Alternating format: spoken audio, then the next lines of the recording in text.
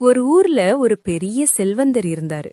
அவர்கிட்ட ரொம்ப விலை உயர்ந்த ஒரு தங்கச் சங்கிலி இருந்தது. அது தான் 3 மகன்கள்ல யார்கிட்ட கொடுக்கறதுன்னு அவருக்கு ஒரு குழப்பம். உடனே அவர் ஒரு போட்டி வச்சாரு. நீங்க 3 பேரும் உலகத்தை சுத்தி வரணும். வரும்போது நீங்க செஞ்சதுலயே ஒரு சிறந்த நற்செயலை என்கிட்ட சொல்லணும். யாருடைய செயல் சிறப்பா இருக்கோ அவங்களுக்கே இந்த சங்கிலி அப்படின்னு சொல்லி அனுப்பினாரு. கொஞ்ச நாள் கழிச்சு 3 பேரும் திரும்பி வந்தாங்க.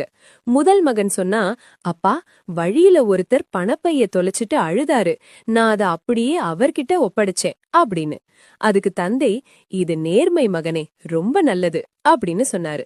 2வது மகன் சொன்னா, அப்பா, ஆத்துல ஒரு குழந்தை விழுந்து தத்தளிச்சுது. என் உயிரை பணயம் வச்சு நான் அந்த பிள்ளைய காப்பாத்தினேன் அப்படின்னு. அதுக்கு தந்தை, இது ஒரு வீரம் மகனே, உன்னோட கடமை அப்படின்னு பாராட்டினாரு. கடைசியா 3வது மகன் வந்து சொன்னா, அப்பா, நான் மலை உச்சியில வரும்போது ஒருத்தன் தூங்கிட்டு இருந்தான். அவன் புரண்டு படுத்தா கீழே விழுந்து செத்துடுவான். கிட்ட போய் பார்த்தா அவன் என்னோட பரம எதிரி, என்ன கொல்ல துடிச்சவன். ஆனா நான் அவனை தட்டி எழுத்தி காப்பாத்தினேன். அவன் இப்போ என் கூடவே வெளியே நின்னுட்டு இருக்கான் அப்படின்னு சொன்னான். இத கேட்ட எல்லாரும் அந்த பையனுக்கு தான் சங்கிலி கிடைக்கும்னு நினைச்சாங்க. ஆனா அங்கதான் ஒரு பெரிய விசித்திரமான திருப்பம் நடந்தது. தந்தை அந்த தங்க சங்கிலிய தன் மகன் கிட்ட கொடுக்காம வெளிய நின்னுட்டு இருந்த அந்த எதிரிய கூப்பிட்டு அவன் கழுத்துல போட்டாரு. மகன்கள் எல்லாரும் அதிர்ச்சியாகி ஏன் அப்படின்னு கேட்டப்போ தந்தை சொன்னாரு, உதவி செஞ்ச உன்னை விட அந்த உதவிக்காக தன் கர்வத்தை விட்டுட்டு மன்னிப்பு கேட்க உன் பின்னாடியே வந்திருக்கானே இந்த எதிரி, அவனோட மனமாற்றம் தான் உலகத்திலேயே பெரிய விஷயம். ஒரு மனுஷன் தன் குணத்தை மாத்திக்கிறது தான் எல்லாத்தையும் விட சிறந்த நற்செயல் அப்படின்னு முடிச்சாரு.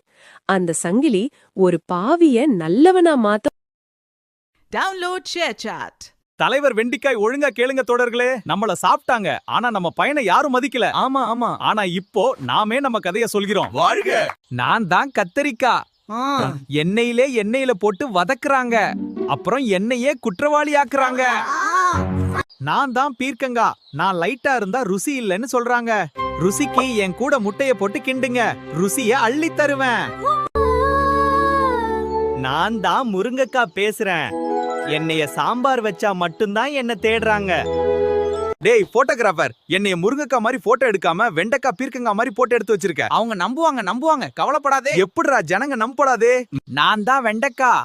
ஹலோ மச்சான், என்ன சாப்பிடு மச்சான்.